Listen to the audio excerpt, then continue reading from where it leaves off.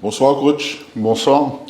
Alors, coach Minier, faites part de vos impressions sur ce rassemblement du mois de novembre qui coïncide avec les deux dernières journées des éliminatoires du mondial zone CONCACAF dont Haïti est concerné. Oui, c'est un rassemblement important. Quand j'ai pris ma place dans cette mission avec Haïti, il y a de ça maintenant 1 an et demi, l'objectif de la feuille de route tracée était de pouvoir être en posture lors de ces dernières journées, de pouvoir se qualifier pour la Coupe du Monde 2026.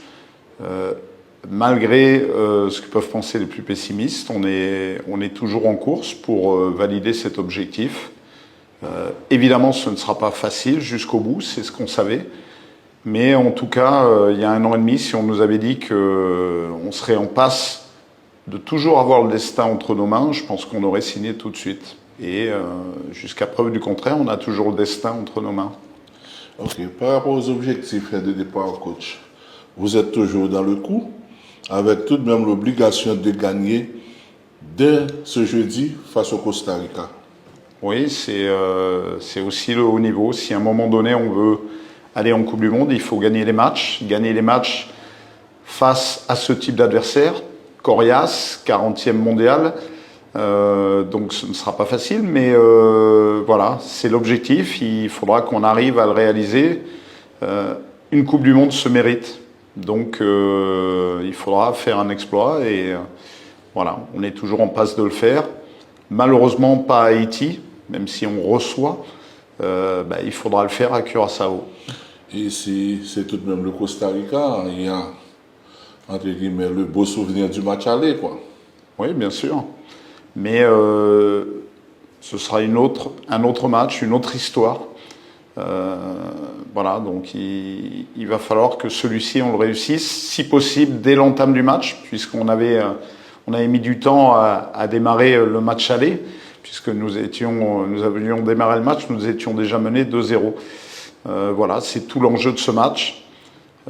J'espère qu'on sera plus costaud que lors du dernier rassemblement, en tout cas du dernier match, et qu'on arrivera à tenir compte des erreurs qu'on a pu faire et des failles observées de l'adversaire, parce qu'il y en a. Et si jamais si jamais on est connecté, il y aura une possibilité. Ok. La convocation, coach, pour ce rassemblement, c'était facile? Le choix des joueurs? Oui, mais toujours compliqué, parce que mon métier veut dire qu'il faut arriver à éliminer des visages, des sourires, parfois. Ce sera le cas également pour mettre un 11 de départ, alors que 23 joueurs sont convoqués. Mais on est là pour faire des choix, les meilleurs possibles. Et donc, j'ai pas de souci par rapport à ça. Je pense que la petite particularité dans les choix que l'on peut faire au sein d'une sélection nationale, c'est pas toujours les 23 meilleurs joueurs. C'est les 23 joueurs qui composent le meilleur groupe possible pour arriver à nos fins et pouvoir se qualifier pour une Coupe du Monde. Mais non, je suis plutôt content de ce que je vois. Depuis ce soir, j'ai enfin le groupe au complet. Certes, un peu tardivement, mais le groupe est au complet. Je sens les garçons connectés. Donc voilà, maintenant en route pour ce formidable défi. Ok. Au moment d'aborder le rassemblement du mois précédent, on était leader au classement. Et là, on occupe la 3e place. En dépit des difficultés du classement, le public continue de rêver de Coupe du Monde.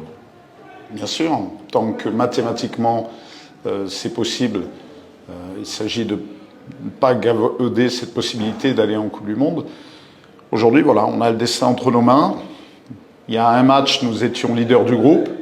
Après une défaite, on a reculé en position. Si on vient à l'emporter, à nouveau, tout peut être chamboulé et on sera devant le Costa Rica.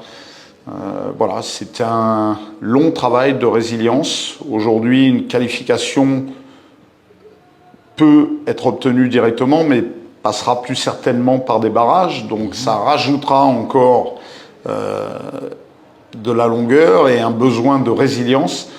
Mais j'ai l'impression que Haïti et mes joueurs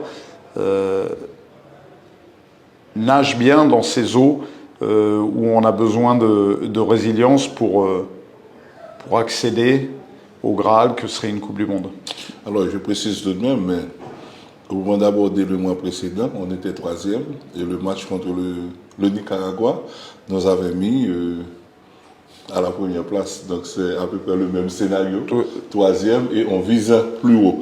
Et pour terminer, et coach Minier, y a-t-il une décision prise au cours de ces éliminatoires que vous regrettez? Si oui, laquelle, tout cela? J'ai pas l'habitude de vivre dans les regrets. Moi, ce qui m'intéresse, c'est le futur, en l'occurrence le prochain match. Et quand il y a une défaite, qui fait partie intégrante de mon métier, j'ai souvent tendance à dire je ne perds jamais. Soit je gagne, soit j'apprends. Nelson Mandela, c'est peut-être mon passage en Afrique qui m'a marqué par cette doctrine, mais voilà. Donc on apprend de ces échecs et je pense, c'est ce que j'ai dit tout à l'heure à mes joueurs, les grands joueurs, les grands hommes sont ceux qui arrivent à se relever de ces échecs. On peut tomber une fois et il faut se relever. Voilà, donc on apprend, pas de regret.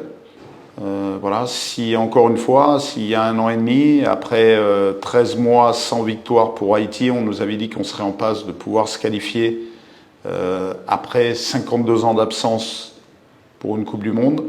Voilà, on aurait signé tout de suite. On est toujours en course, ce ne sera pas facile, mais voilà. Et puis pas de temps pour les regrets. Ce qui m'intéresse, c'est voilà, jeudi soir. Merci. Merci, bonne soirée.